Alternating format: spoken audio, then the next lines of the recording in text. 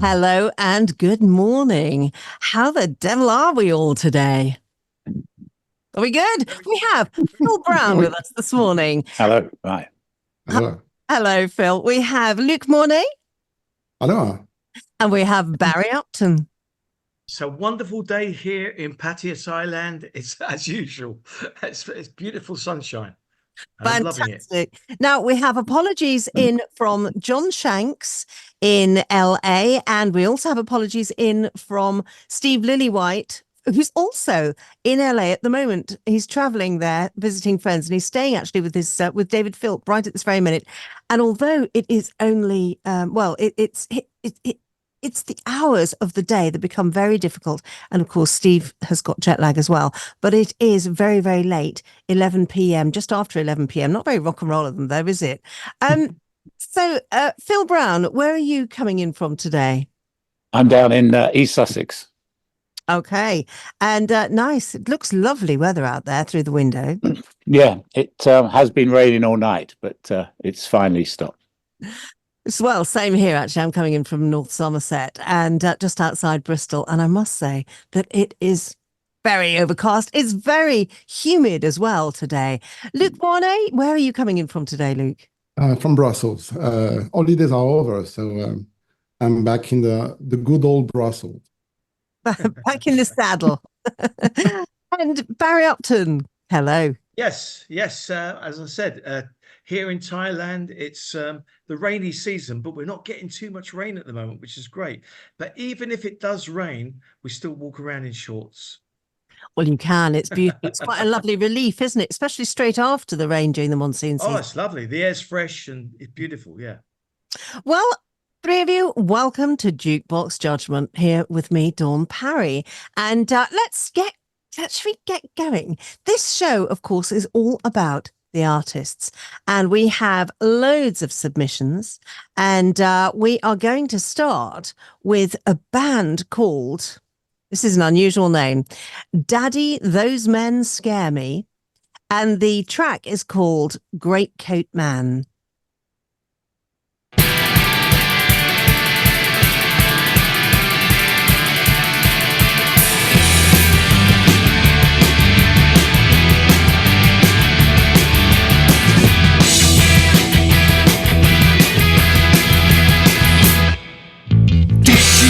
The place we used to go, a jolly horse show.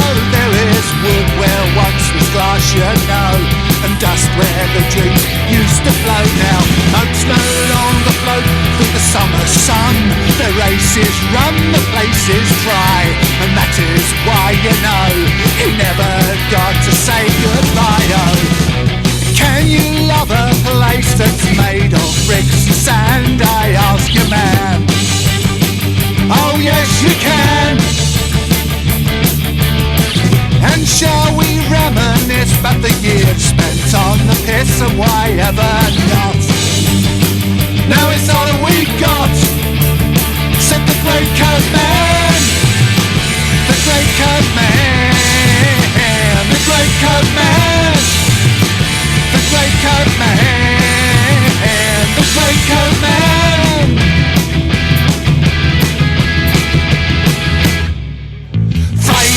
And the man is feeling fine. From Walthamstow to Winchmore Hill, you see him cycling down the chine along the old park riding. Took me to a party in a squat. There were no ladies there, just men with beards and long hair, smoking pot and listening to Frank Zappa. Well, does it matter? Should we really make a fuss? Oh, worries us. Oh yes it does. And if we get the chance to do it all again, where will we, man? I don't think we can, said the great great coat man, the great coat man, the great coat man, the great coat man, the great coat man.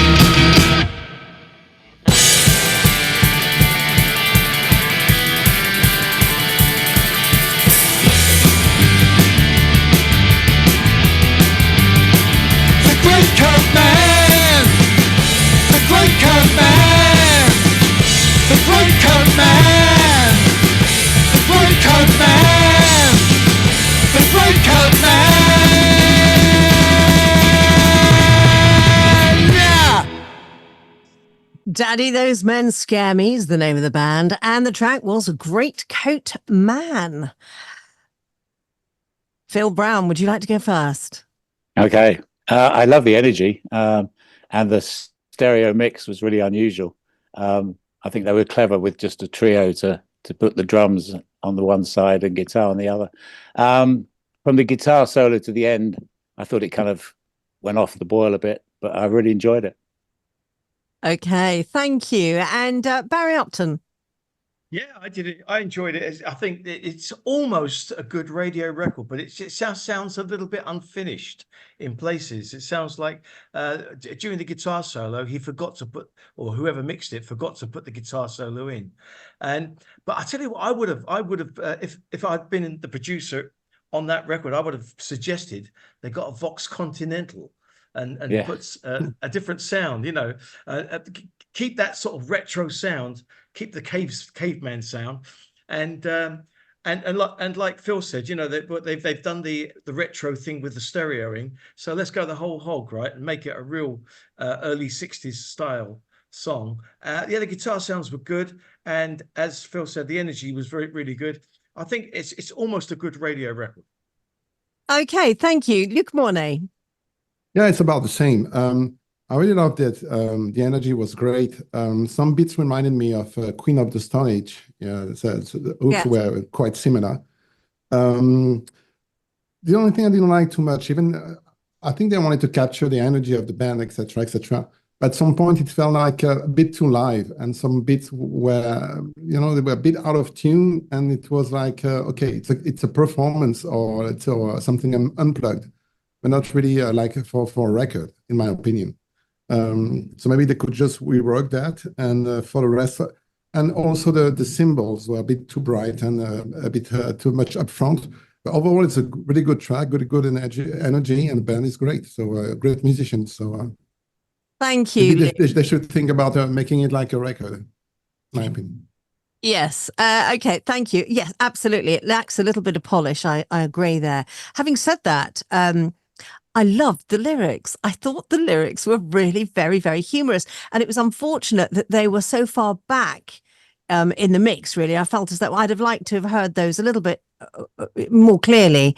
The other thing that I really found a bit much was from the moment it kind of started that solo where the drums were going and everything was all going on, it just went off. And it went on for far too long at that point, I think.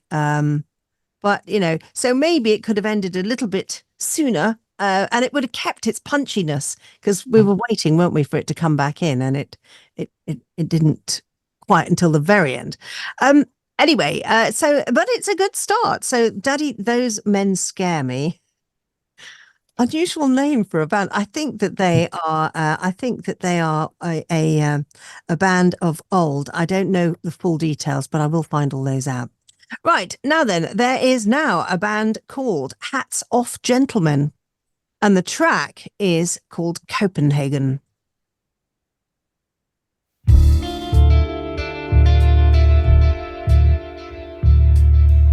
Or it might be called It's Adequate.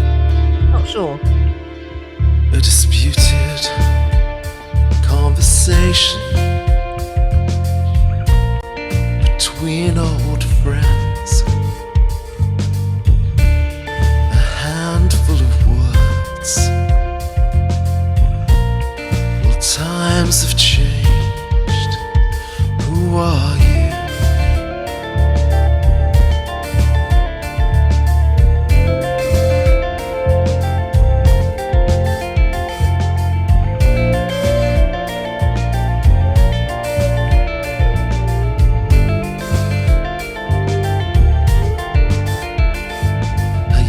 Think I knew you,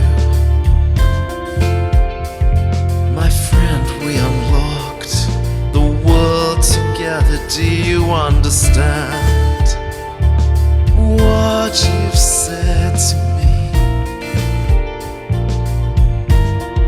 Who are you?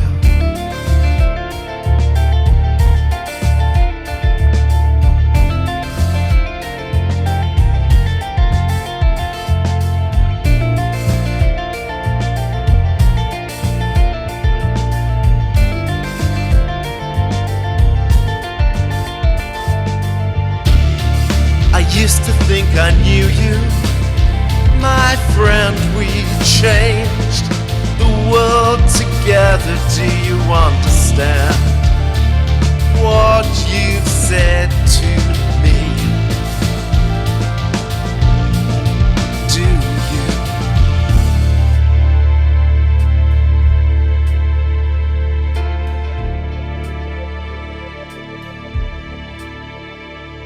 I knew you in the abstract when we were battling equations,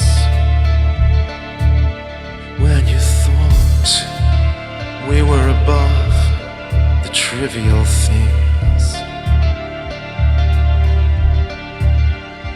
Who are you?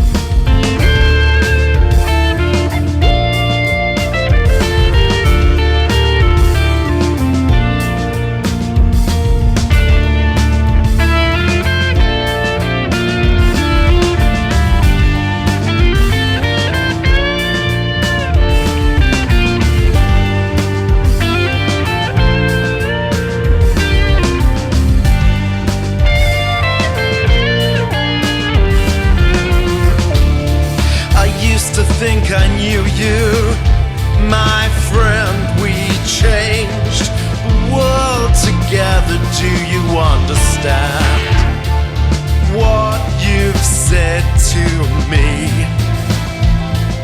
Do you? And you deny the words, the observation that changed who you are in my world. Maybe we never know anyone until we do, but I wish I knew if you were lying to yourself as well.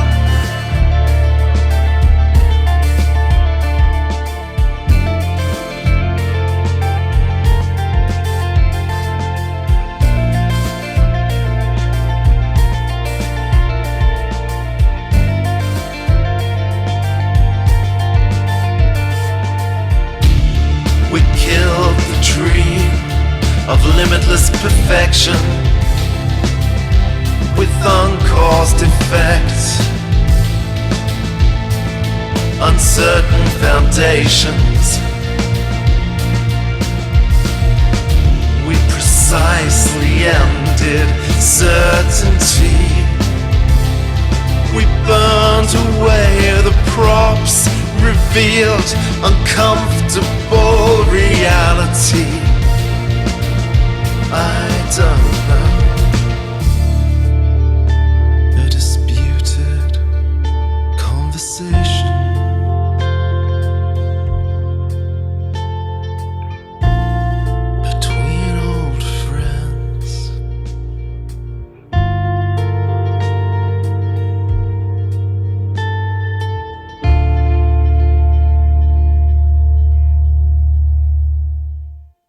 Hats Off Gentlemen. And I have a feeling that the song, it says Hats Off Gentlemen, it's adequate. And then Copenhagen. So I'm guessing Copenhagen is the name of the album, perhaps, and the song is It's Adequate. Barry, I think you've a comment there. Would you like to start? Yeah, well, I put my sunglasses on towards the end there because it was just going on way too long, and they kind of lost me after about the first minute, I think, because it was just a bunch of rambling. There was no real song there, and he was rambling. He wasn't even dressed for it, and there's been a bit of a kind of Bowie-ish feel to it, which I like. I quite like that in the sound of the voice. But then it needs to go somewhere. It needs to explode, and especially for radio. The snare at the beginning, I thought, well, why have they put the snare so far back? And then it suddenly came up, so that was okay. The guitar work was good. I quite liked some of the guitar work. A couple of dodgy notes, but in the middle section, they completely lost it from there on because it just didn't go anywhere. And so I think it's a nice style. I like the style of it, but it just rambles, goes on far too long. It's kind of quite 80s sounding as well. Luc Mornay. Yeah, it's about the same. I really like the guy's voice. It's the intimacy is really great, and I think it should work. Let's say his loudest parts and really right around his vocals, because sometimes we can feel some weaknesses in his voice, and because also because it's lacking focus and a real chorus and a real song. Actually, we're getting lost quite easily. It should work, I think, around stuff like Chris Rea, with this kind of voice, because he knows how to build a climax and stuff like that around his voice without getting especially loud, Yes, yeah. And that's something you should study also, Cock Robin or stuff like that, really this kind of voice and rework, because obviously there's no song here, in my opinion. Okay, thank you, Luke. Did anybody notice, before I move on to Phill, that the volume levels seemed to alter during the track, which was really quite strange? Phill Brown. Yeah, I mean, the mix seemed very inverted to me. The bass and the bass drum seemed quite loud. The snare was quite quiet. I did enjoy the guitar work. I thought the lyrics were a bit pretentious. And it did just kind of meander off, as other people said. It sounds more like an LP track than a kind of radio single. Yes. And I'm not quite, and I thought the voice at the beginning especially was just way too sibilant, way too bright. Okay. Yeah. Well, I don't, I mean, it's not something that I'll be playing on air, I must be honest. And it's not one of my favorites. It lacks a certain element of, I don't know, energy. Where's the chorus? Where's the song, really? It's like a chat with music behind it. At the same time, yeah, that sounds. The feeling was a bit like a Chris Rea song called "A Summer" or something, this kind of vibey stuff. But it was obviously a song, But this is missing. Yeah. But even with a style like that song, you could still put some excitement in there, and I think that's what it really lacked, was excitement. Yeah. Yes, absolutely right. It was a spot of navel gazing going on, I think, in that track there. Let's move on. This is Troy Redfern, and the song is called The Strange.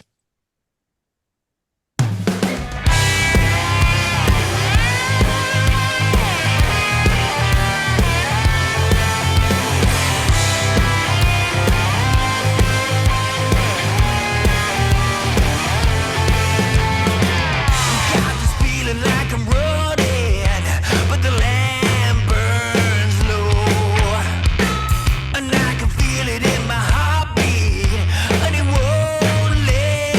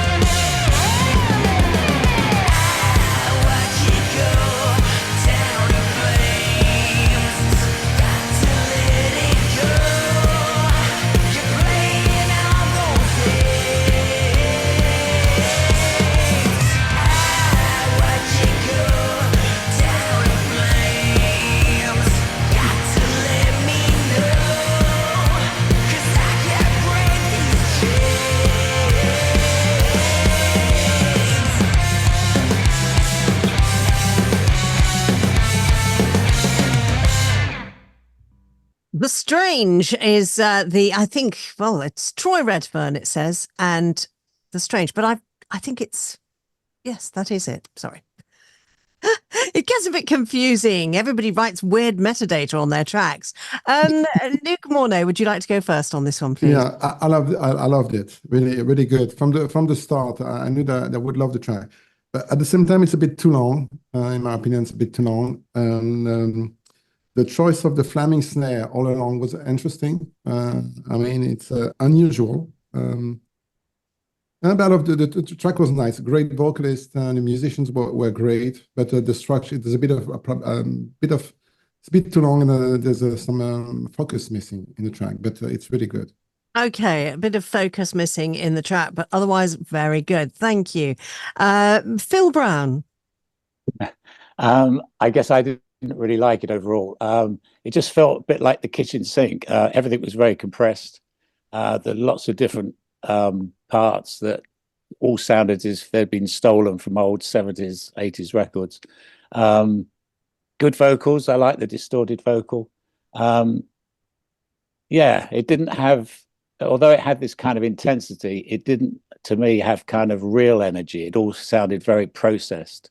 So not the best for me.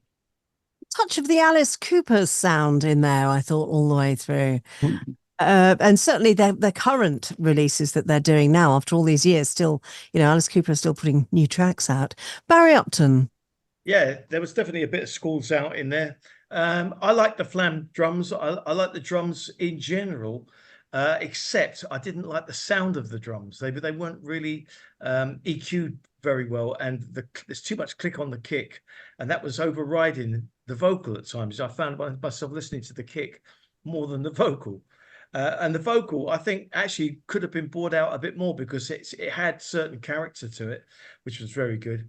On the whole, an okay song, which I think is okay for the radio. And I just think it needs that little bit of a remix and just a complete bunch of re-EQing. Okay. What did I think of it? Is it the sort of track that I would play? Well, it is you could wake up to it, I suppose, in the morning, but it felt very, very, very highly processed, really toppy all the way through in my headphones. And that is it gives you a bit of ear fatigue, I think, even though it may only be 3 minutes or 3.5 minutes long, but it does give me personally a little bit of ear fatigue. I feel a bit reserved about that one because it reminds me, it doesn't feel individual enough for me. It's not sort of made my ears perk up and think, "Ooh, love it. Let's listen to some more." No, I've had one. That's enough. Thank you. And and girls always like more. So, I mean, they're doing something wrong. Wasn't going to go there. Let's move on to the next track. This is a band called Stingray, and the track is Better the Devil You Know.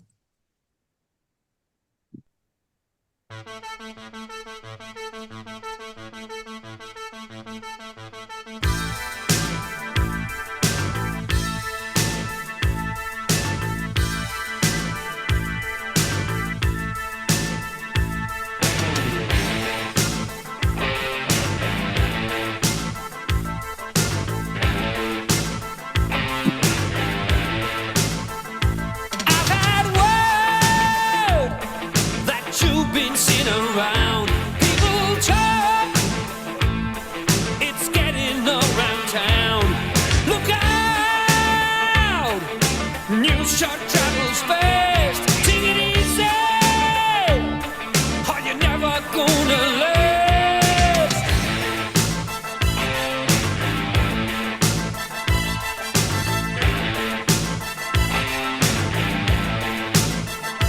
I've been cool, you never heard me moan.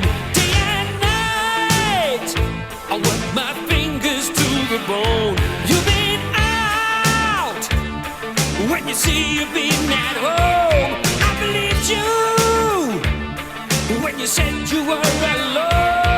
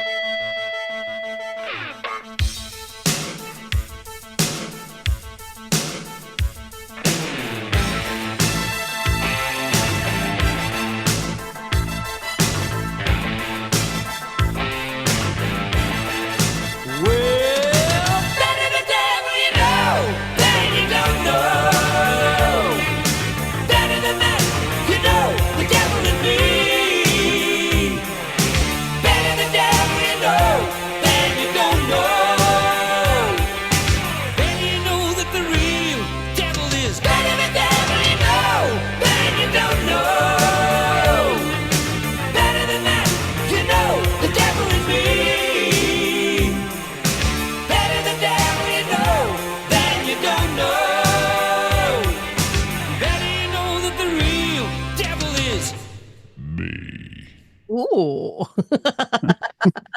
That was Stingray. Gosh, the Stingray and Better the Devil You Know. Now, they are a classic rock band from South Africa. There we go. Just listening to that, did anybody else pick up half a dozen other songs at the same time? Yeah. Agrees. Oh my goodness, yeah. Losing control. Yes, absolutely. It's all there. Phill Brown, would you like to go first? Okay. Yeah, there were elements of so many bands. Genesis, Supertramp. Sounded like a classic rock track recorded in the 80s. I kind of hate that gated snare sound. It was okay. There was lots of space. It was fairly well recorded. Bass drum way too loud for me because it's so much louder than the snare. It didn't sound like a kit. So yeah, it was okay, but yeah, a bit too similar to so many other things. Okay, yeah. Well, there is at times it can be quite comforting, I think, when you hear something and you think, oh, and it goes somewhere else. It's not the song maybe you thought, but it reminds you of half a dozen songs. But yeah, you're right, Phill. Parry Upton. Well, as you know, Dawn, I'm a stickler for putting something in there that sounds a little bit familiar, but Yes. not too much, not so much that sounds familiar, and also not pinching a title from a cheesy pop song. I mean, I know about Cheese, and that was cheesier than Kylie and Steps Together, who've both done a song called Better the Devil You Know. And actually, if you listen to either the Kylie version or the Steps version, that song is actually quite well written. It's really well written. It was one of the PWL type things. And this one is not well written because that chorus, when the chorus comes in, you go, oh yeah, here we go, Def Leppard. And then it just falls away by just a cheesy Better the Devil You Know, the old story really, and the devil is me.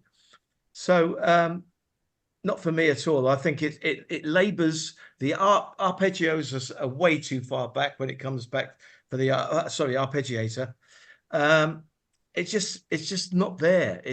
They must try harder. Okay. Thank you, Parry Upton. And Nick Mornay. Yeah, it's the same. I felt that the arrangement and the song were not on par with the lead vocalist, because the singer, the voices were great. I love them. It was really it was funny to hear now, and this kind of track voices now, because it's something that you could hear back in the 80s or something. Now it's more unusual. But definitely the song goes a bit, it's all over the place. And yeah, it's easy to get confused. And they should rewrite everything or do another track or get more original, because the lead vocalist is really good. It was good. The harmonies were fab, weren't they? Fantastic. Yeah. Yeah. Okay, yes. Well, what did I think? It sort of made me chuckle, because all the way through, all I was doing was thinking of other songs that I could almost sing to it, and then it would go somewhere else. And there were quite a few in there. So that was Stingray with Better the Devil You Know. Well, we have a track here called "It's the Winning." Hang on, what is it? It's the winning that counts. We have to have a listen to this one.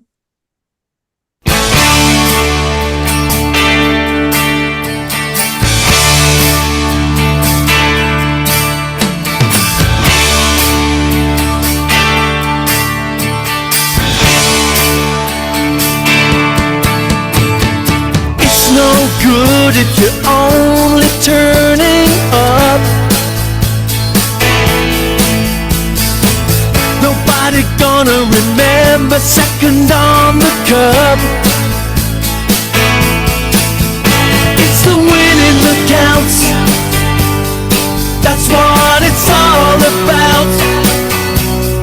Hold up the gold and shout. It's the winning that counts. There's no point at all in only participating. The You'll never be a winner till your whole damn body's aching. 'Cause it's the winning that counts. That's what it's all about.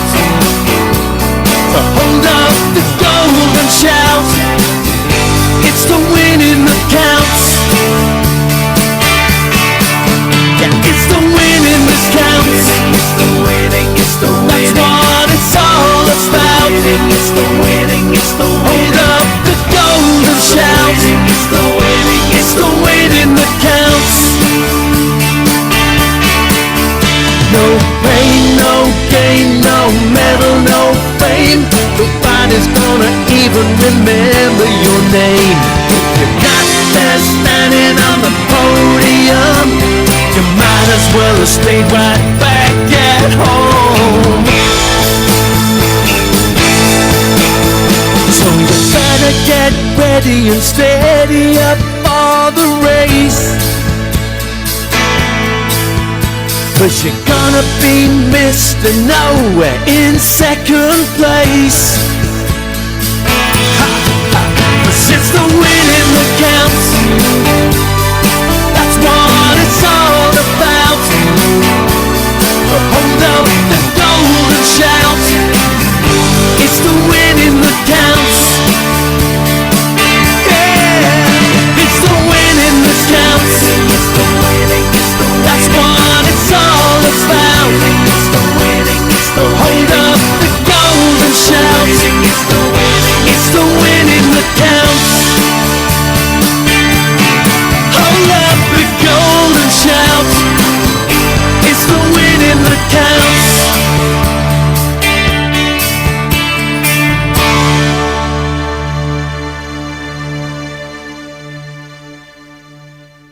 It's the winning that counts, and that's from Baz Music. Okay, Phill Brown, would you like to go first?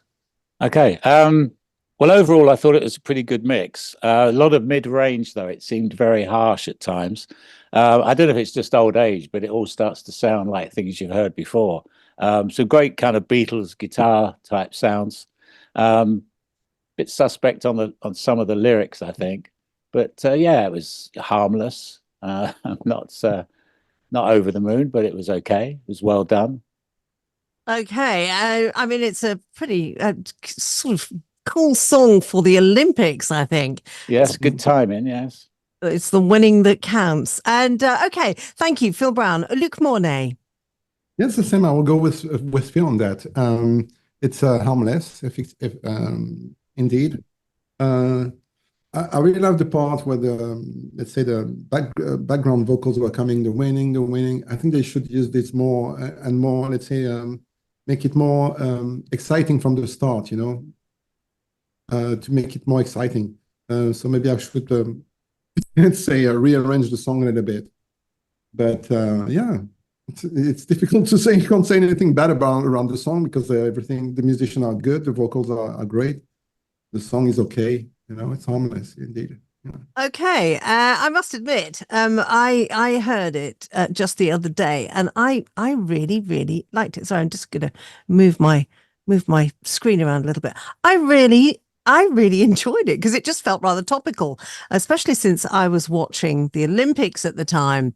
It's the winning that counts. You know, certainly in the UK, in Britain, people always say, "Oh, it's taking part that's the important thing, not the winning." Actually, no. You go to the Olympics and you just take part, and you don't get a badge or a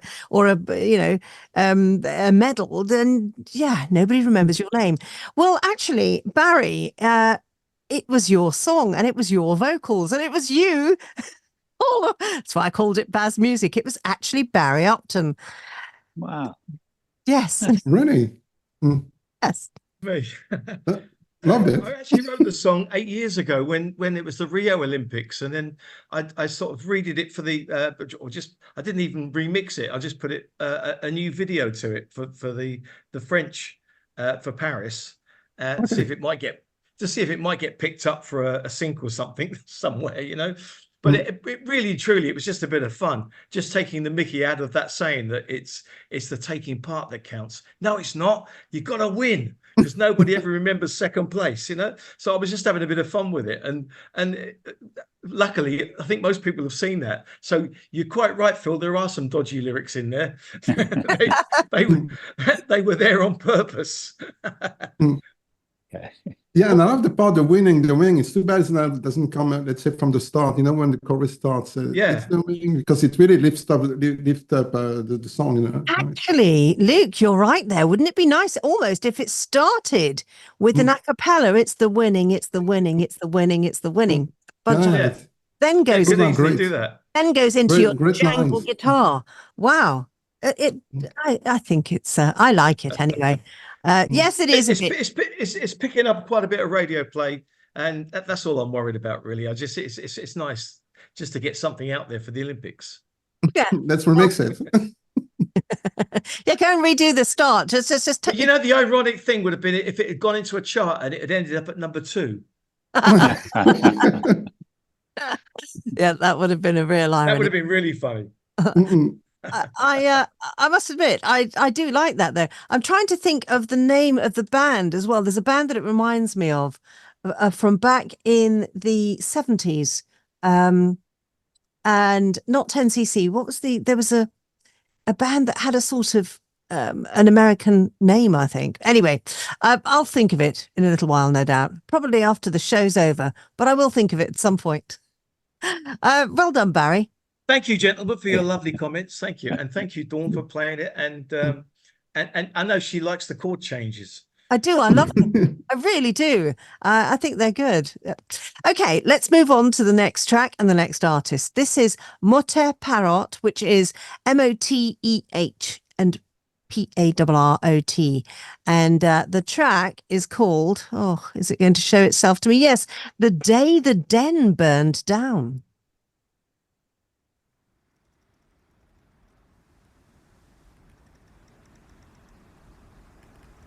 It has started. I love it already. So you know.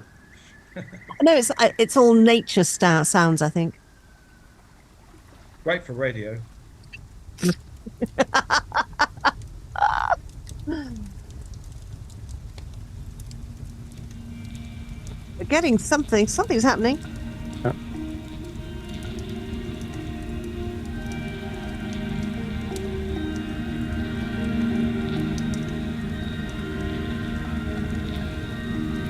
On the day the den burned down, like bones exposed by hungry kiss, flames that licked the branches bare, devouring the sun-dried moss.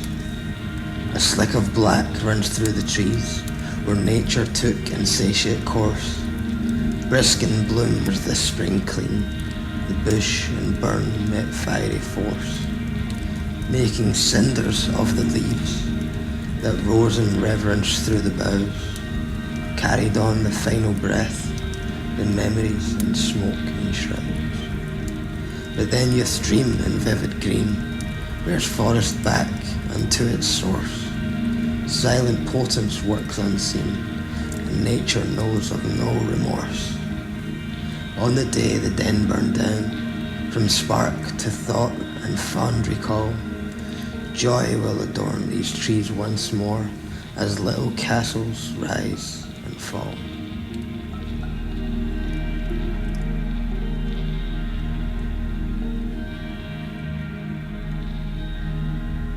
Well, there we are. That's the end of that song. So, Thank you. Love the chorus. Phill, you had gone away with it. It took you down the avenue of the den having burnt down. Yeah, it reminded me of Donovan Atlantis or something like that, where you have a track yes. and a bit of talking over the top. But yeah, I mean, interesting texture, but difficult to see how it could be played on the radio that often. Yeah, it won't be. Great Right. thing about the Donovan record was he had that lovely strumming guitar behind it, which, you know, made it get an atmosphere. Just Yeah. that trickling water sound just made me want to go to the loo, to be honest. Right, let's shall we? I mean, does anybody want to have their opinions on it, or No Is it- opinion whatsoever. Thank you. no? Thanks, but No, no thanks. thank you. Luke, you're so Next. polite. Okay. that was number 6. Can we have another number 6? Another number 6. Yeah. Yes, we can have another number 6. This is Let's Splodge. put that one out. Splodge, and it was Matt Sargent from Splodge who sent me this. It's called As Happy as a Pig in Shit. Okay, and here we go. This is a kind of a revival band, if you like. Splodge. They've been around for a long time.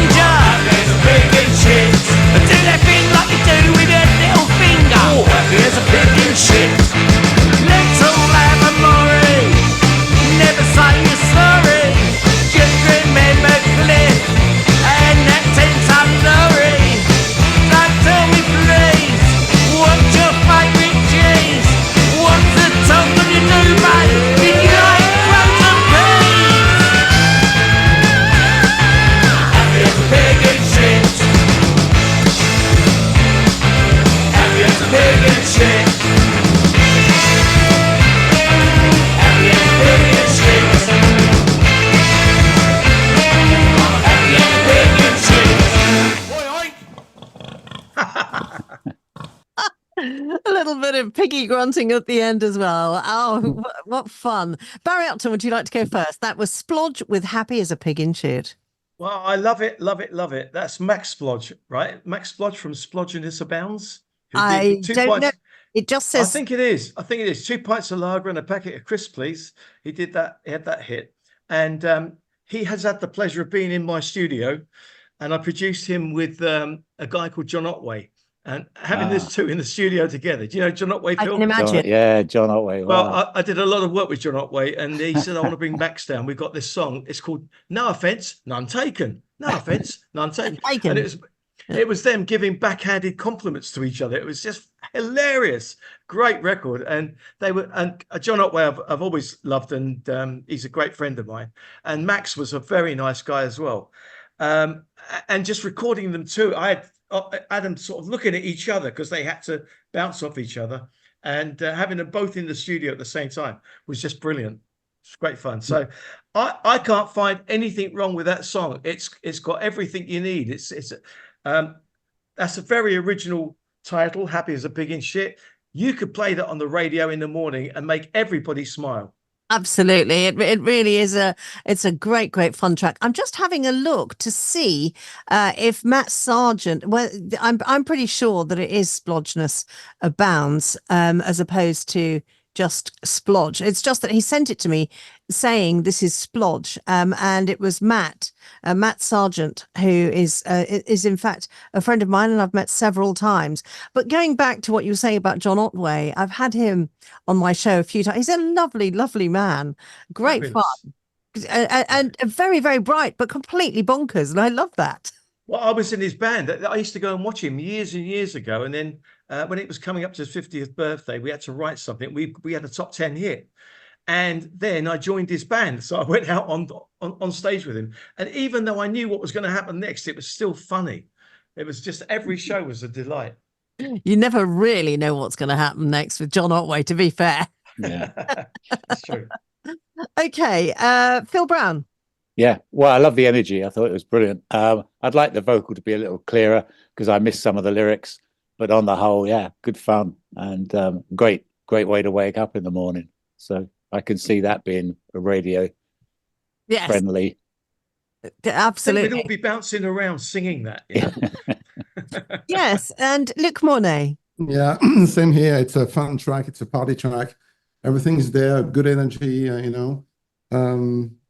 No, there's nothing wrong around this track. It's one of my favorites so far. Yes, same here. I really, really loved the use of what was the name of the film? Mission Impossible. Impossible. Yeah, Mission Impossible. Yeah. Da-da-da, da-da-da. Yeah. Love that thrown in because Great riff. it's not something you expect in a song that is actually in many ways quite punky. But the musicianship was superb in it. It was just an excellent, excellent song.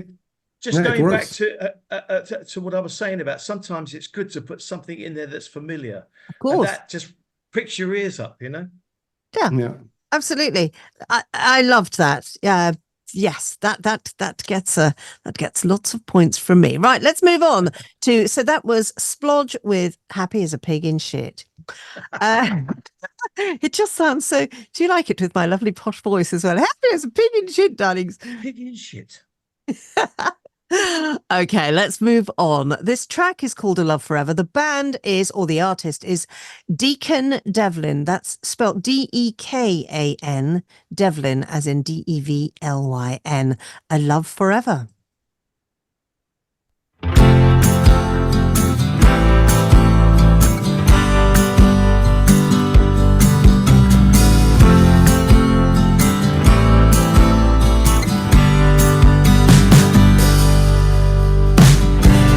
Thought this could happen to me. All the love that you bring, you got me high in the kind of love spin. And I just wanna tell you how I feel. I got this feeling, it's deep in my heart. I knew you were the one right from the start.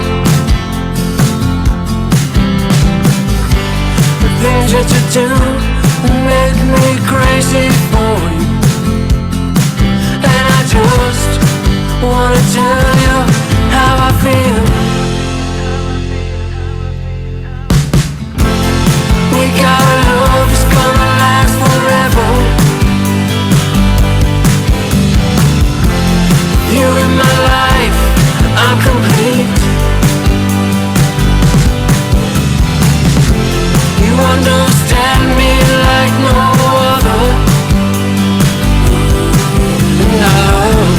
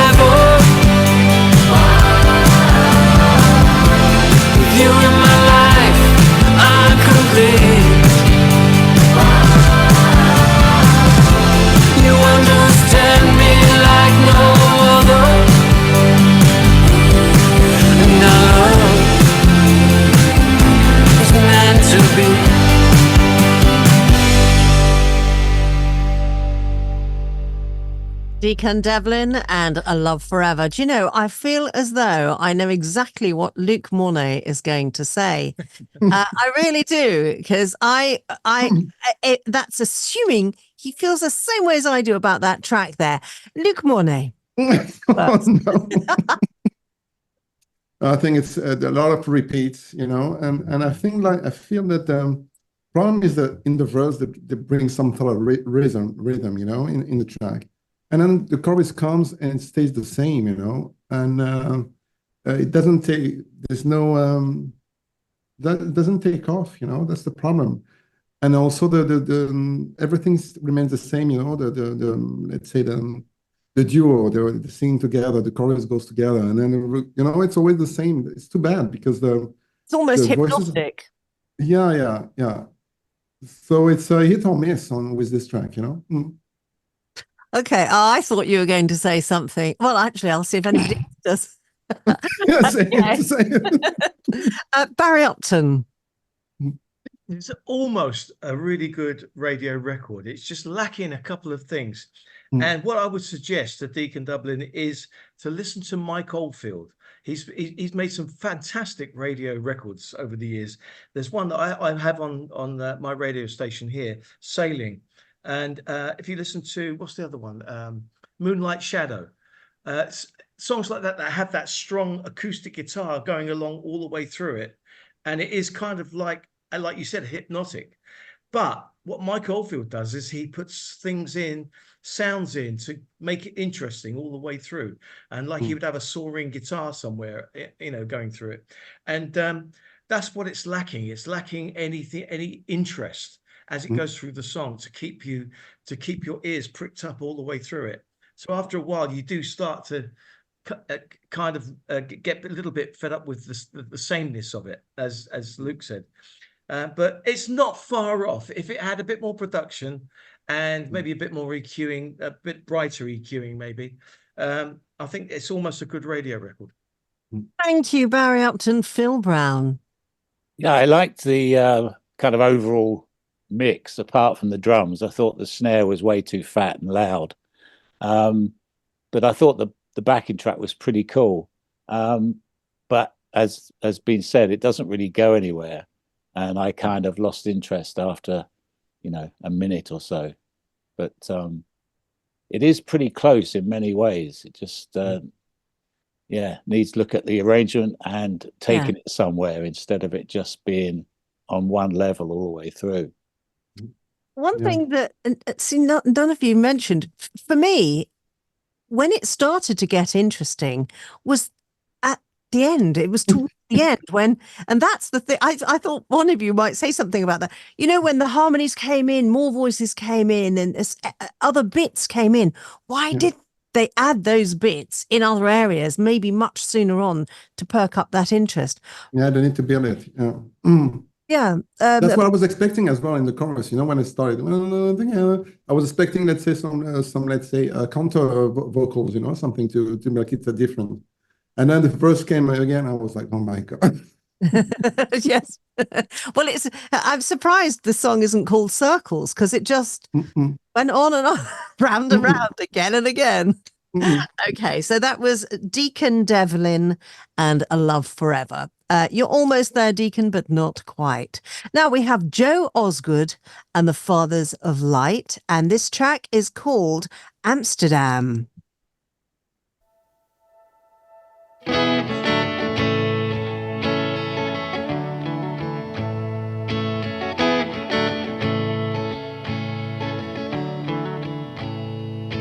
Amsterdam, Amsterdam, Amsterdam, catch me if you can. I was feeling lonely, but only for a short while, dancing in the morning sun beside the old canal. And I remember that rooftop ride through the streets of cocaine. Yeah, we was just saying, I remember that look in your eyes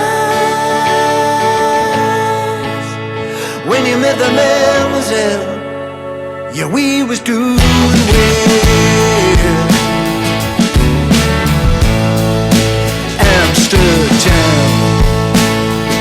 Amsterdam, Amsterdam. Catch me if you can. I was high and loaded in the shadows of the night, dancing in the moonlit streets beneath the neon lights. And I remember that rooftop ride through the streets of cocaine. Yeah, we was just saying, I remember that look in your eyes when you met the mademoiselle. Yeah, we was doing well.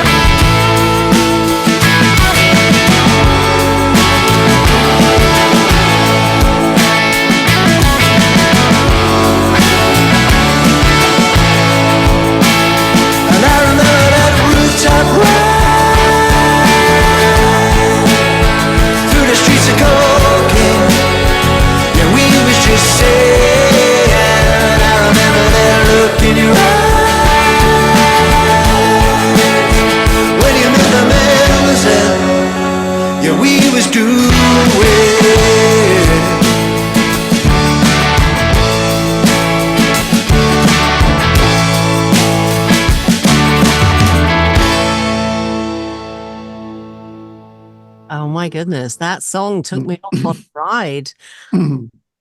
Phill Brown, would you like to go first? I really liked his voice. I think there's some good sounds overall.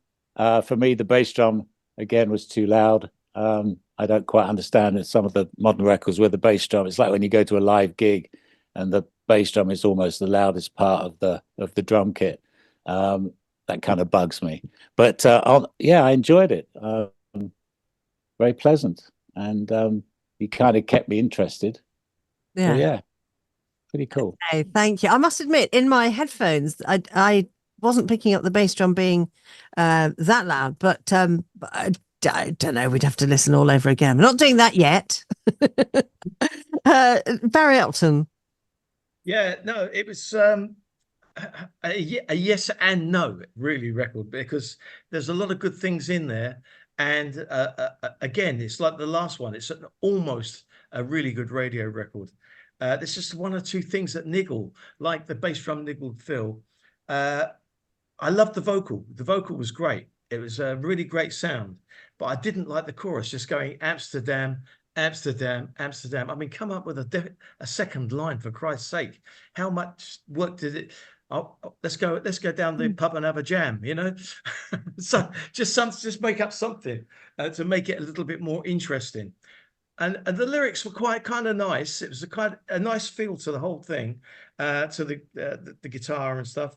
I just think it just needs that little bit of extra work. It's like when we say must try harder, that's what we mean by that. It just needs that extra little bit of thought to make it a 10 out of 10 rather than a 6 out of 10. Luke Mornay.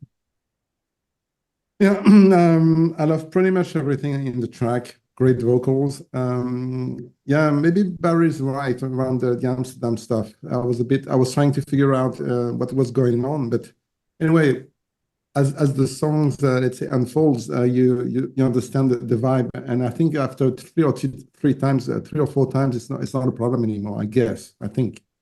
But I really enjoyed the track. It was really fantastic vocals. No, I loved it. Overall, I loved it. Okay, I have to say, I absolutely loved it. And I loved the falsetto in his voice, because it wasn't a pure falsetto. It was just like where the voice gently breaks and goes up, effortless.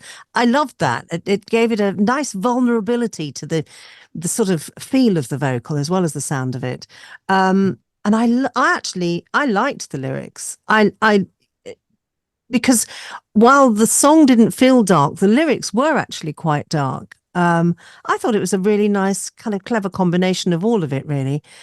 and I enjoyed it. For me personally, there weren't too many Amsterdams. I was thinking Amsterdam will probably, it'll pop into a film or something somewhere. It's a good track. Anyway, I enjoyed that one a lot. Let's move on to the next one. So that was Joe Osgood and the Fathers of Light with Amsterdam.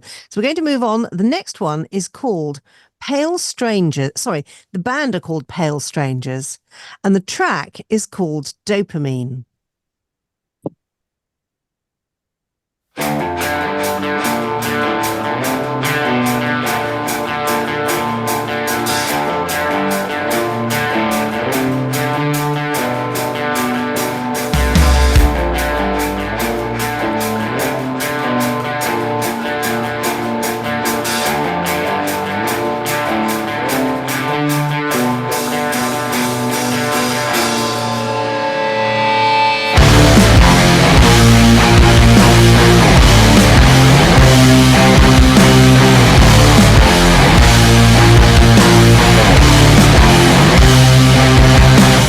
Come with me, take my hand.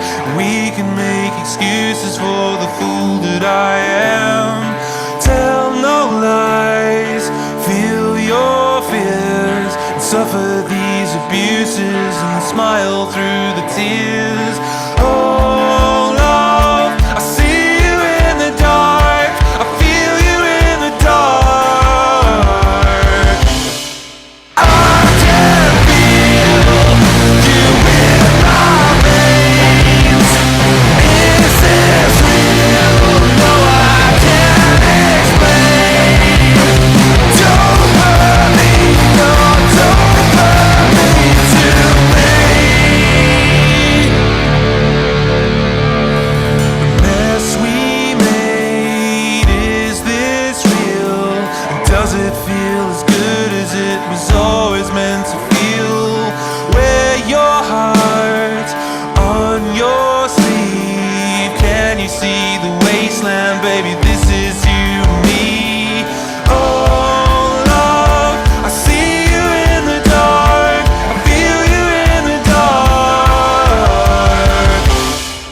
I can feel you in my veins.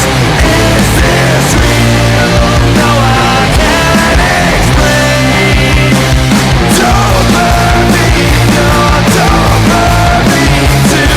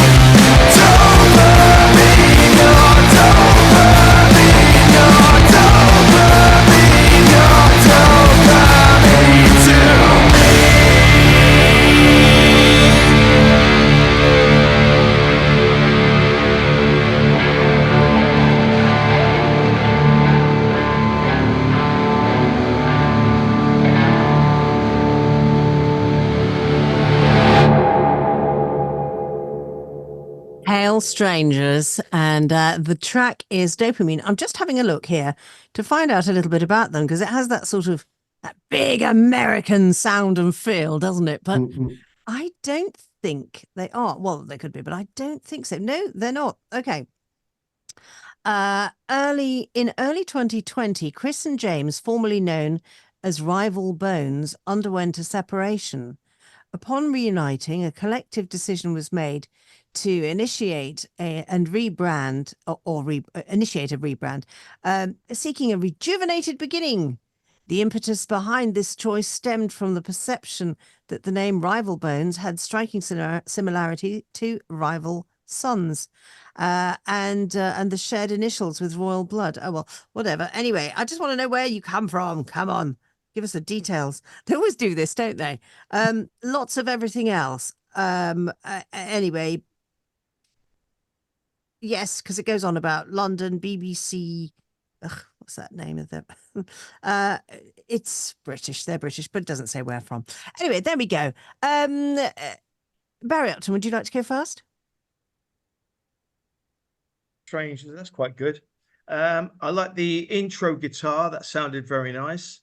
I like the dynamics within the song. Chorus was quite good.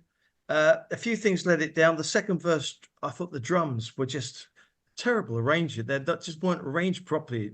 But the start of it's just going boom, jet, boom, and then it started going a little bit jumbled, and it wasn't engaging me the way that it did on the first verse, which was, I think, in 6/4, which was quite a nice. That was quite a nice touch. So then when it got to the middle part with a kind of guitar solo, I know it was mostly just a riff, that they kind of lost me a little bit because there wasn't enough interest in that section. However, on the whole, not a bad track, and I think it's something I think you could play. Okay. Okay, Luke Mornay. Not that I would even think about telling you what to play, of course. No, of course The breakfast song. Wake up. Wakey. Yeah, they were playing with the signatures, the tempo and beats and stuff like that. That was interesting. But at some point, it played against the track. When the chorus came in, it felt like we were going even slower. And it was really playing against the song. Overall, it's a nice production. The guitar were really good. But like Barry said, the drums arrangement were weird and didn't lift up the song, Yes. like to make it work properly. That's my issue with the track, mainly that. Okay, thank you. Phill Brown. Yeah, I think I agree with with Barry and Luke. Huge sound, which was impressive. I like the vocal. It left me a bit cold from halfway through to the end, but yeah, nice dynamics, good energy, a little bit processed, but very good. It's called dopamine. Dopamine is a chemical that we release in our brains when we eat chocolate or after having sex or all these sorts of things. It's a lovely magical chemical that just makes us feel so lushy and warm and fabulous. And it didn't quite do that for me. Personally, I think the changes in that great big sound going right down to the very empty sound. In some songs, it works when it's quite a formulaic thing, and it does work in some songs. But in that particular song, I just felt as though they started it all too soon doing that and continued doing that all the way through. And so it didn't quite manage to work it for me. And as you said, Barry, that it's like a plod walking, off we go marching to war. There's something, it's a bit disparate. There's something not quite gelling and working for me personally. But that's just me. Would it stop me from playing it? Well, not if somebody requested it, I suppose. But would I remember it? Would I remember the chorus tomorrow or anything? No. And therein lies the problem for me. Right, this track came in yesterday or the day before. This is Patrick Berechry. Well, I don't know how to pronounce this actually. It's Berechere.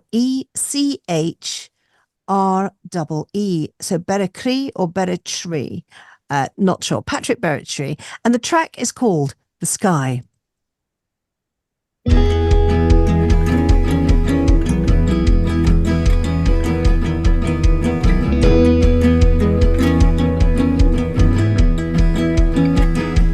Nowhere to go,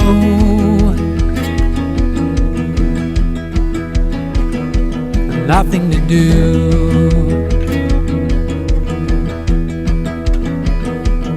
nothing to think, and nothing to know. And I'll take you with me, my love. There's no way back.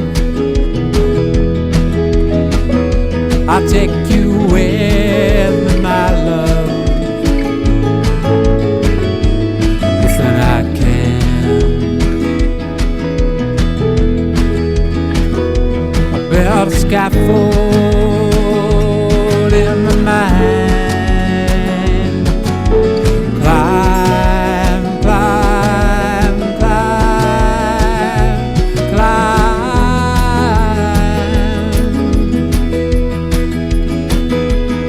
to the sky.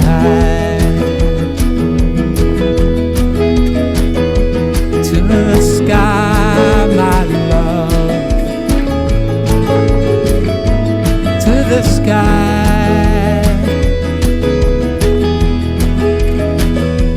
Nothing to hold, nothing to want.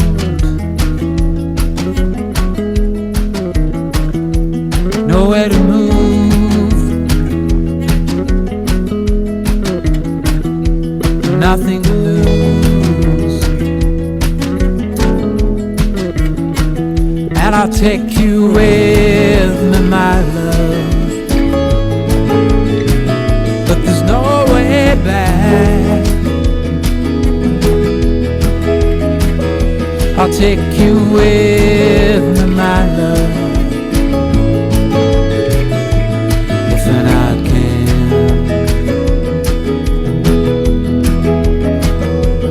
There's a scaffold in my mind. Climb, climb, climb, climb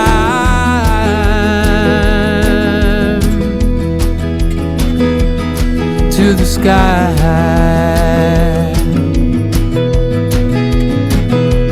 To the sky, my love. To the sky.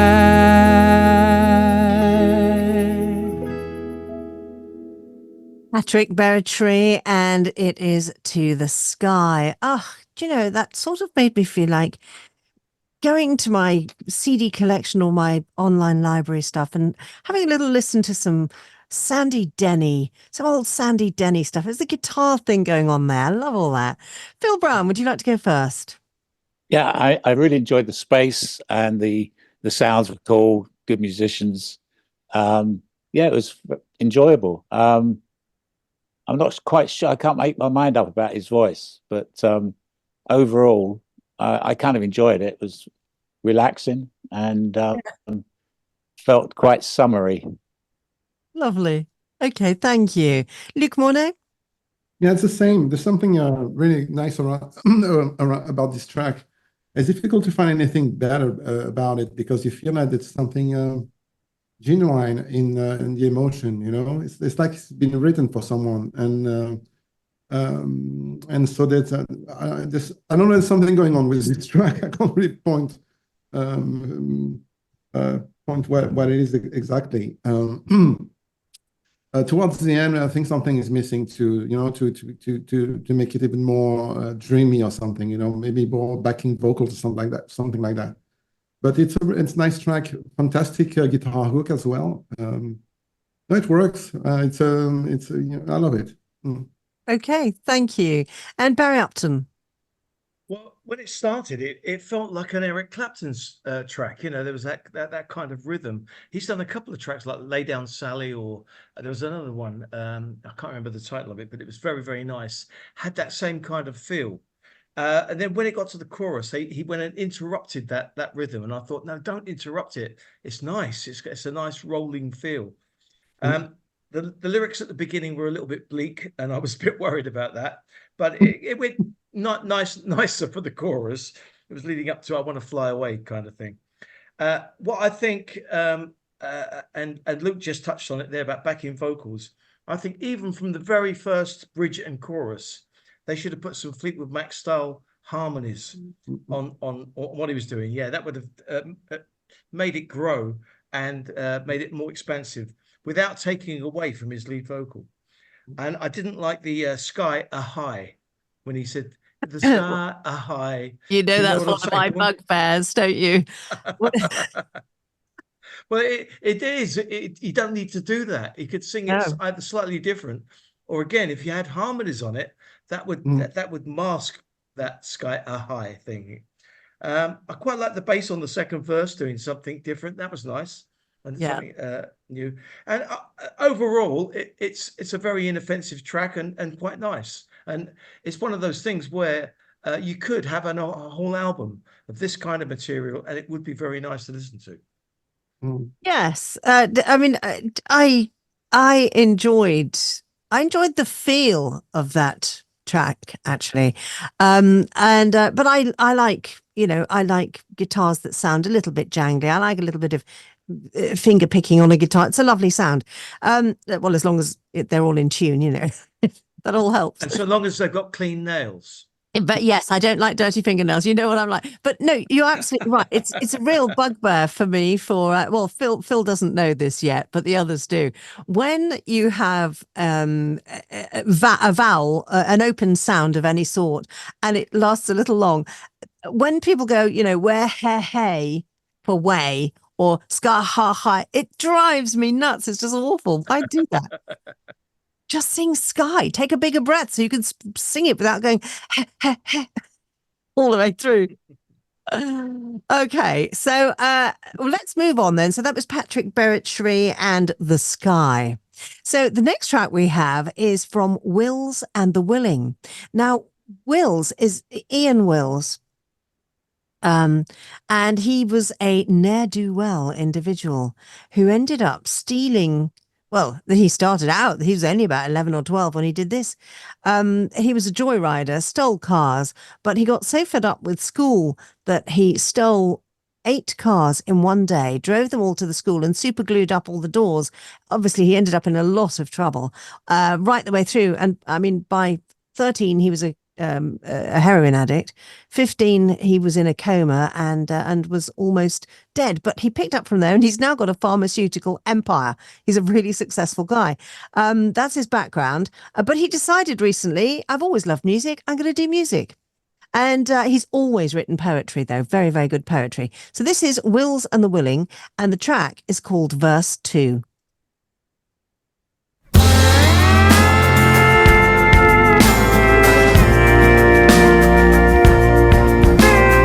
Never hear how the sun rises, but you know life's full of surprises. And every day I know I grow older, as every day you seem to grow colder. But I'll never forget the very first time I held you close, said you was mine, but the magic of a very first kiss, first time ever my heartbeat missed. Used to say we were the wind double, now you say we should consciously uncouple. And everything I thought was magic turns out to be cosmetically plastic. But I'll never forget the very first time I held you close, said you was mine, but the magic of a very first kiss, first time ever my heartbeat missed. Now you've called in Ray Tooth to take my car and my roof. You managed to get the royalties frozen. All I've left is words I had chosen.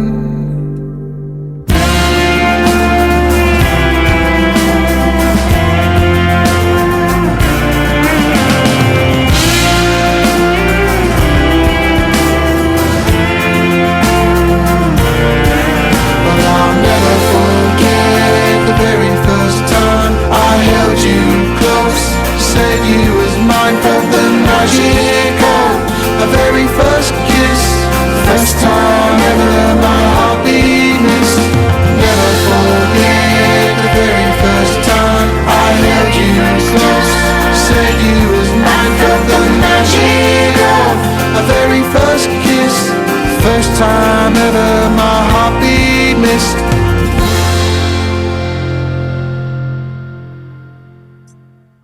That is Wills and the Willing, and the track is called Verse 2. Barry, would you like to go first? Yeah, I remember you played a track. We had a track on Jukebox Judgement a few weeks ago with Wills and the Willing, and the same thing. The lyrics were brilliant, really well written and quirky. And I'm a big fan of that. I love something a little bit different, and it was a really nicely put together song. This. I think there's not a lot I can say about it, really. I love the pedal steel in it and just laid nicely in the background. And I'm a bit of a sucker for pedal steel guitar. Such a great sounding instrument. And it kind of fills the sound out without getting in the way. So, yeah, I really enjoyed it. Wills and the Willing, good one. Lovely harmonies, just. Yeah. And Luke Mornay? Yeah, I love the voice. The singer is really good. It's really good. The song also is really nice. I'm not really a fan of the country vibe behind playing behind. It's not sure it's adding anything interesting. I think it's boxes it's boxing the song into something that I don't know. The track could be much better without, I guess, in my opinion. But it's really nice. Nice vocals, nice song, nice songwriting as well. Okay. Yeah, it's good. Okay, thank you very much, Luke. And Phill Brown. Yeah, I kind of agree, really. I like the guitar sounds. I found the shaker hi-hat thing rather annoying, that kind of counter thing. That I don't quite see why that was there. But yeah, good lyrics and overall pretty cool.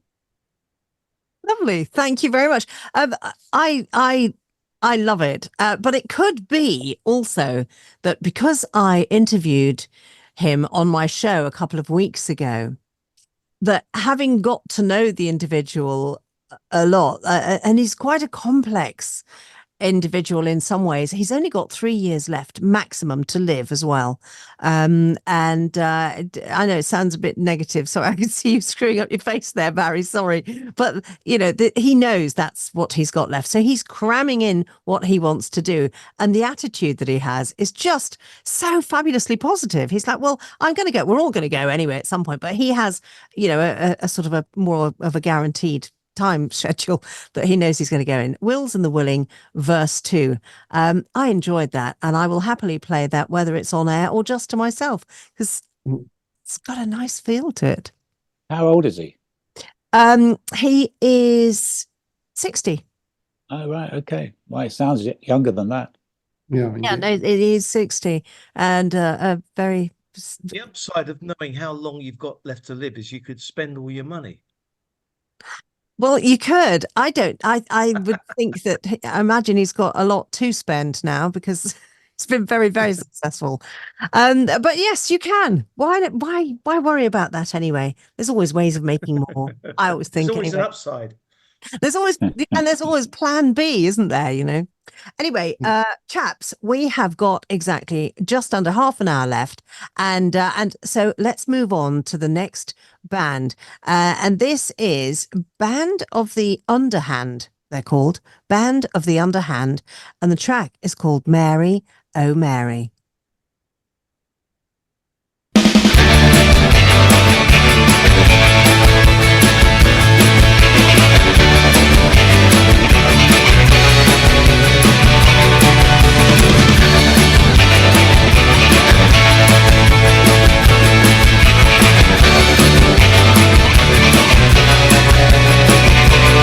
Well, I play this guitar all bad and worn, and I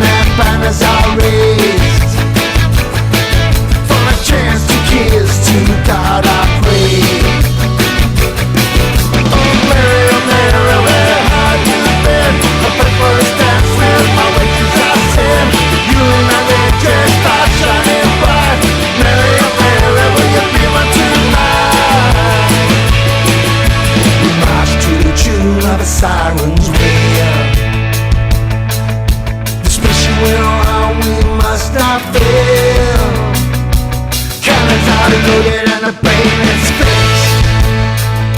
I pray I make it home from this. Mary, Mary, where have you been? I picked for this dance with my wages I send.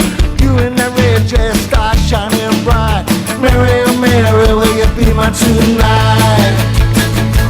Mary, Mary, where have you been? I picked for this dance with my wages I send. You in that red dress start shining bright. Mary, Mary, will you be my tonight?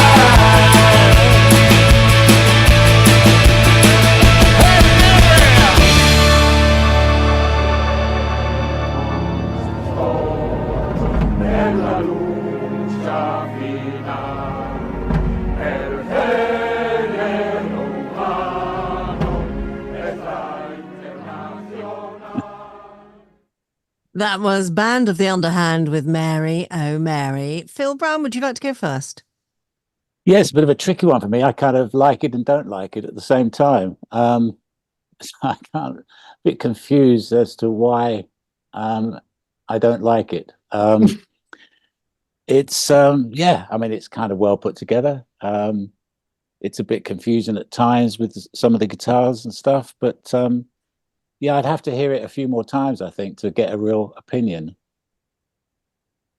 Okay. So I can't be more helpful. But the secret to this though is, would you like to hear it a few more times? Yeah, I wouldn't mind hearing it again, just so I can work out what it is I don't like about it. Okay. So yeah, you know, I'm a bit confused on that one, I must admit. It's fine, you know, it is what it is. And there were some nice touches to it, but for some reason it hasn't grabbed me. Okay, Barry Upton. I think I can help you out here, Phill. It's not badly put together, and as you say, I didn't like the track vocal on the verses. I think that he could have had just an ordinary one-track vocal on the verses and then gone into the double track on the choruses. The biggest problem with this song is that we've heard it all before. I think that's the problem, Phill, is that you've heard this a million times before, and there's nothing new in this song to make you think, oh yeah, this is going to grab me. So I think for that reason, it probably is something that I wouldn't be bothered about listening to again. Thank you. That saves me having to. I hope that's cleared your mind up. It has, yes. Okay, Luc Mornay. I didn't like the song. The chorus had some promises with the Mary Marie thing, you know. It was interesting, but it felt, let's say, so not there, you know. At some point it became annoying because it was like, okay, let's do it. Joy was missing. Let's say it was not. Nothing was really attractive around the song. At some point, it was really annoying because it was turning in circles, you know, and was not going anywhere for me. So that's why I put the sunglasses, because it was painful to listen to it. Yeah. Okay. Yeah, I have to agree with all three of you there. I found it, well, was it a long song? It felt like a long song. But also, I mean, there were some things that really annoyed me. One of them was, if you can't sing in tune, why are you being a singer? And if you noticed, at the end of each line where he was trying to go down to the lower note, his lower register, it was out of tune. It wasn't hitting the notes. So don't do that. Don't try for notes you can't reach, because it is annoying. Anyway, I don't know. It's not for me, that one, I'm afraid. Okay, let's move on to a band called Blockade, and the song is called Grafters.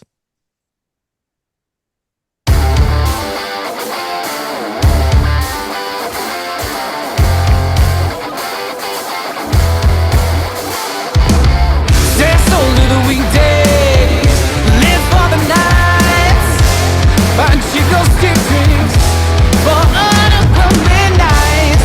Guess I gotta work a retail, plaster on a fake smile.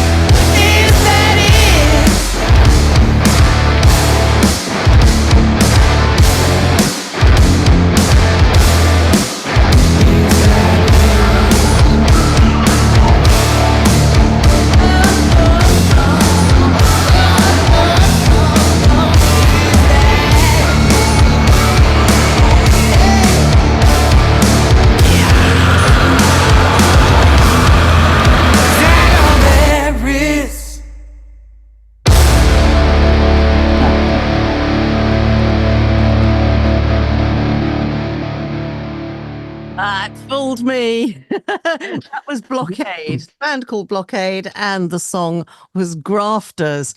Luke Mornay, would you like to go first? Yeah, great production. I love the attitude from the singer, it's really good. Only felt that in the chorus, more backing vocals would help to lift up the chorus, something different, because his voice has so much attitude that he needs something to counterbalance in the chorus to bring, let's say, something more to lift it up. I was not a big fan of the, let's say, the snare sound. Was a bit too thin and bizarre. I understand for the drums because everything was playing in the lower register. So let's say the kick was okay, but the snare didn't feel good.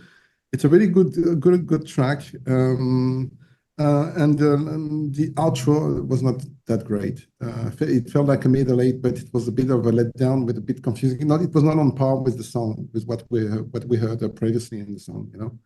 Okay. It was not creative enough there. Okay, thank you very much. Phill Brown. Yeah, I mean, it's really well done, but it just sounds like any kind of 70s band or 80s band in that rock genre. I found the guitar solo, the really fast guitar solo, just amusing, really.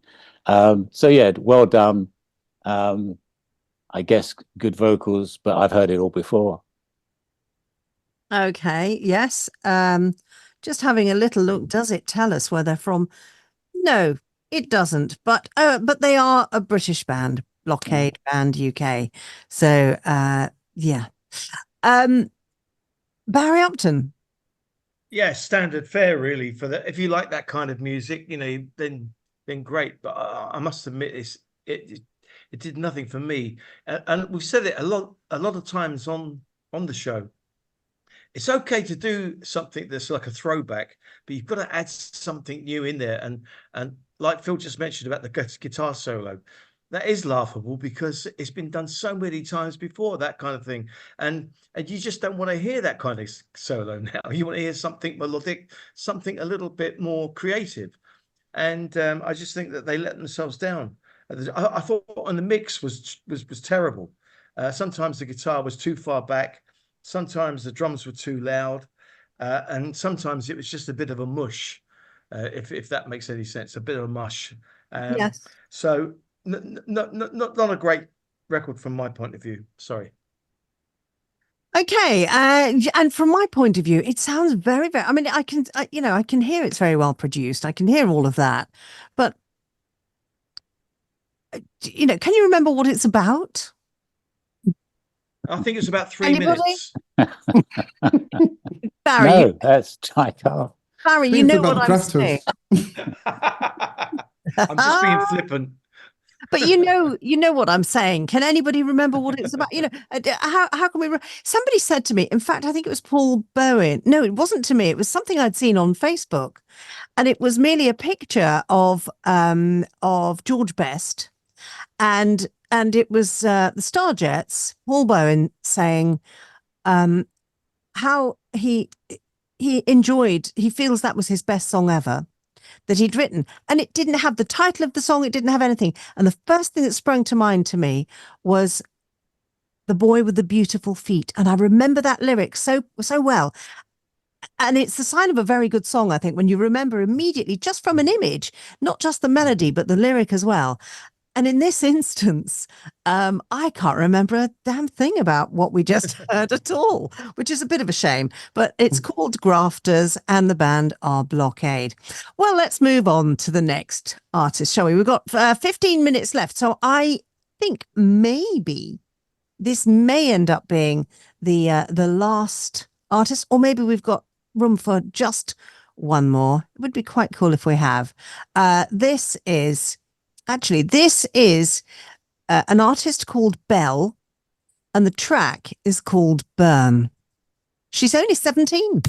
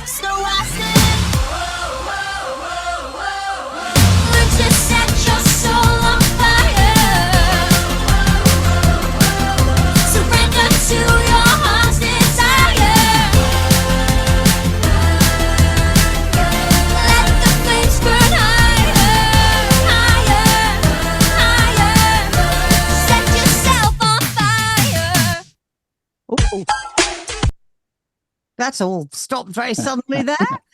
Okay, that was Bell, and the track was called Burn. Luke Mornay, would you like to go first? It's a nice poppy song, but I was quite annoyed by the choice of the drums. They didn't fit the let's say the production, the sound, and the direction. Also in the chorus, I think it was a bit lazy on the line on the third and fourth lines. I think it was always the same. Felt like it was playing. It was just a repeat, so it didn't feel that great. And they didn't try to add also backing vocals to make it sound a bit different or lift it up. And also the direction for the verses is not optimal. It feels like it's someone, if you unplug the mic, you can hear some terrible vocals. But at the same time, you feel that the girl can sing. She has something in her voice, and you don't feel it in the verse. In the verse, you're like, oh my God, let's wait for the chorus. It's going to be dreadful. This kind of feeling, and I think it's not a good thing, because the girl has potential, the song also, but the production needs to be, let's say, reworked and make it more effective. Thank you. And Phill Brown. Yeah, I mean, it's a fun pop song. It's an unusual mix, I thought, really. There's lots of space, but lots of air and space, but it was fairly thin. It reminded me of Take On Me. Very much so, yeah. But that's not a bad thing, I suppose. But yeah, it was okay, pop song. I think it could be better. I think they could just, different mix and different arrangement, and just work at it a little harder. Okay, thank you, Phill Brown. Parry Upton. A nice slice of pop. It's a nice change to have a nice slice of pop here on Jukebox Judgement. It was Take On Me exactly at the beginning, and the thing that annoyed me about that was that it was half-hearted. If you're going to put something like Take On Me in there, really go for it and make sure that everybody knows it's Take On Me. Okay, you might give some royalties away, but that can actually help the song. Yes. Like rap songs do. They'll use a sample somewhere. So either do it really full on, or don't do it at all. Don't do it too half-heartedly like that. Her voice is a bit thin. That's not a bad thing. You can always thicken it up a little bit, and you can always put some other instrumentation in there to support it.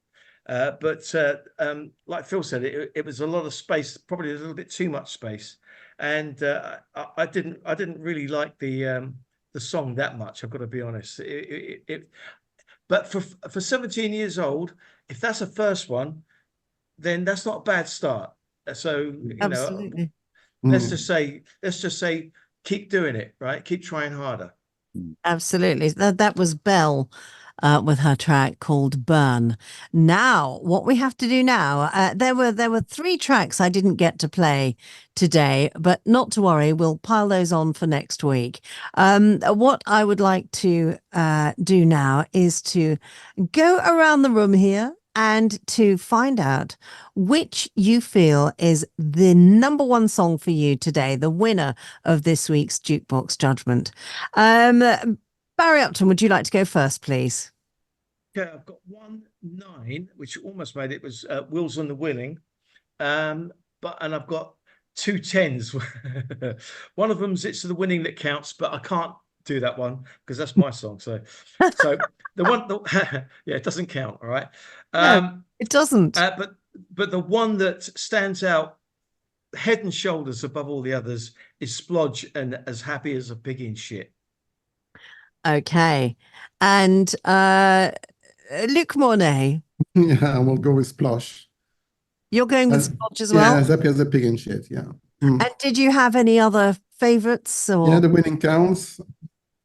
And another one was, let's say,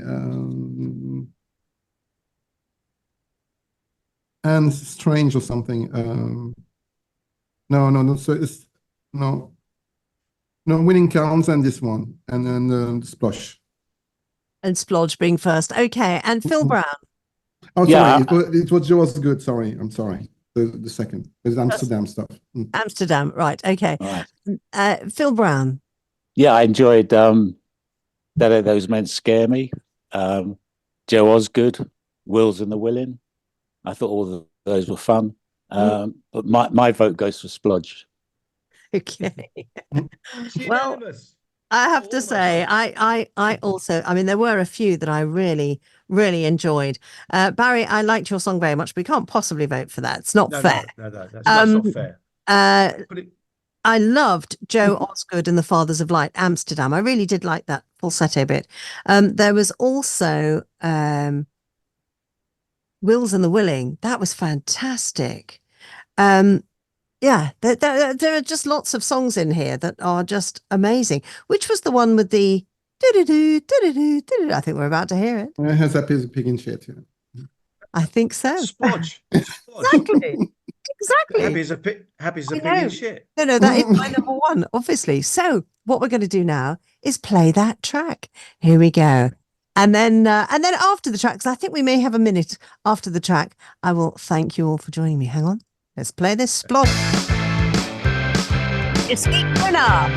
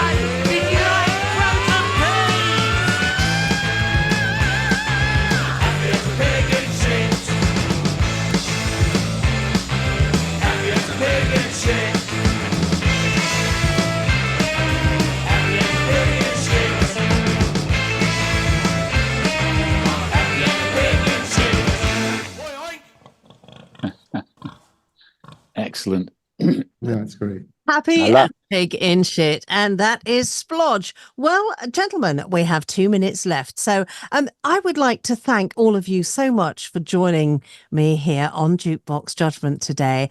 And this will be, this show goes out everywhere all around the world on YouTube. And as soon as I have jukeboxjudgement.com actually built, which is in the process of being done right now, it will also be available there, or at least links to this will be available there. Maybe little bits about the different bands that we've highlighted, and any of your ideas will be welcomed. Phill Brown, just very quickly, can we let the people who are viewing and listening know a little bit about your background, all the bands that you have produced over the years, and your fabulous book that you've got out? Yes, the book. Are we still rolling?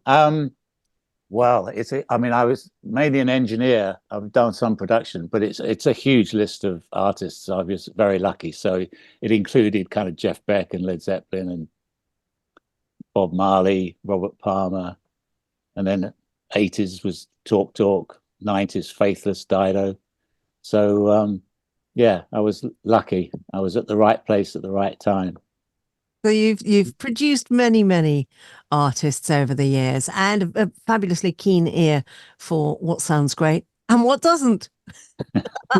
Yeah, it takes it. I guess it's old age, but it takes a lot more now to kind of impress me or get my interest going. But yeah, You know what, Phill? I don't think that's old age at all. I think that I do. No, I honestly, no, because music is one of those things that it transcends languages, it transcends age, years, everything.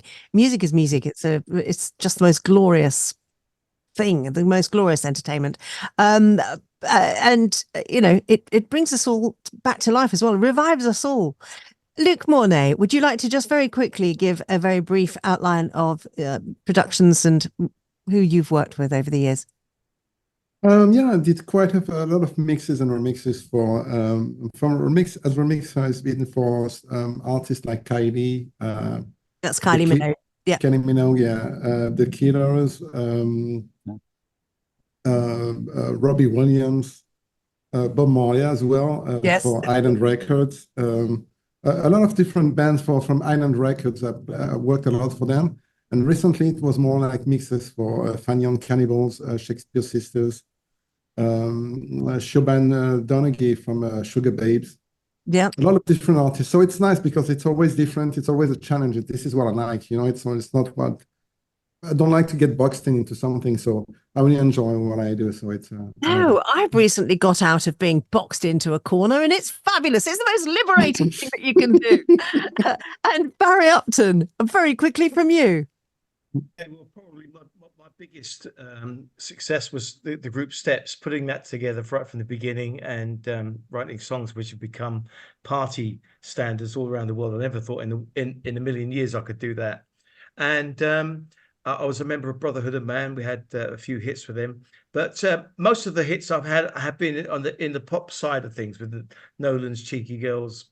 John Otway though was a little bit different. And I was only thinking the other day, actually, that two of my favorite productions that I've ever done was I did an album with Frankie Vaughan back in the late 80s. And that was just a pure joy to do because my mum used to listen to Frankie Vaughan when I was a kid. And also, I used to buy records when I was a kid of the Barron Knights, and I ended up producing a record for the Barron Knights. So, you know, I always find the highlights for me are the ones of bands that I bought records of and then ended up in the studio producing. Marvelous. Well, it's a pleasure and a real delight to have you all on with me today. And I'm really sorry that Steve Lillywhite had to go to sleep, but he is in LA, and it was like, 1 a.m. ultimately for him that this was ending, and he'd got jet lag too. I'll be glad when he's back in Bali, and he'll be glad too because his time scheduling will all work out. And similar for John Shanks today as well. Well, anyway, lots of love to all of you, and lots of love to all our wonderful viewers out there as well. And keep your tracks coming in. Send your tracks to jukeboxjudgement@gmail.com, and we'll listen and we'll review them. And we have some of the world's top record producers to do exactly that. And this is available to be heard and listened and watched over and over as many times as you like. Anyway, lots of love all. See you again next week. Bye-bye. Bye-bye.